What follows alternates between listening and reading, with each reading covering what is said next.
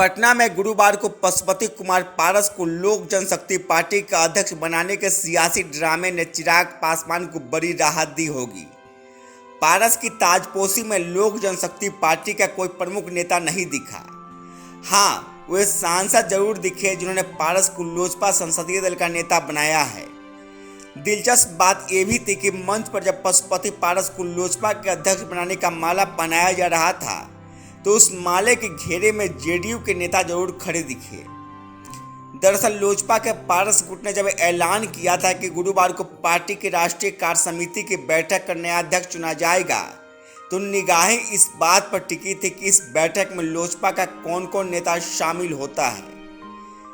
सुबह से मीडिया की टीम ये तलाशने में लगी थी कि सूरजभान के घर पर हो रही इस बैठक में कौन कौन पहुंच रहा है। शाम होने तक लोगों के चेहरे पहचाने जाते रहे और आखिरकार नतीजा निकला कि लोजपा के नेता कार्यकर्ता कमोबेश चिराग के साथ ही खड़े हैं।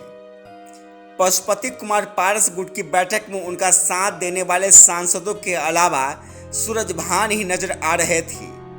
उनके आवास पर तो बैठक ही चल रही थी। सूरजभान के अलावा लोजपा के राष्ट्रीय पदाधिकारियों में से कोई उस बैठक में नजर नहीं आया। वैसे कुछ महीने पहले चिराग पासवान ने पार्टी की प्रदेश कमेटी को भंग कर दिया था, लेकिन जो पुरानी कमेटी थी उसका भी कोई मेंबर बैठक में नहीं दिखा। ले देकर लोजपा के एक प्रदेश प्रवक्ता वहां नजर आ रहे थे। वे पहले दिन से ही दिल्ली में पशुपति पारस के घर पर जमे थे। पारस ने दलित सेना के पदाधिकारियों को भी इस बैठक में बुलाया था।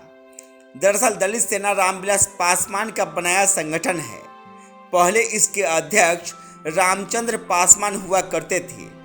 उनके निधन के बाद पशुपति पारस को उसका अध्यक्ष बनाया गया था।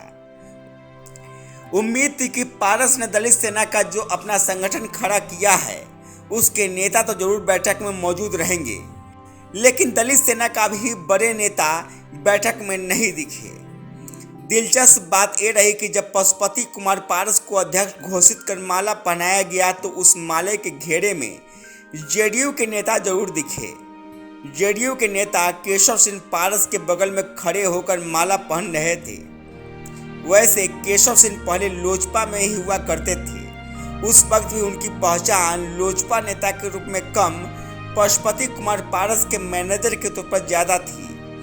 विधानसभा चुनाव के बाद चिराग पासवान ने उन्हें पार्टी से निष्कासित कर दिया था, जिसके बाद वे जेडीयू में शामिल हो गए थे।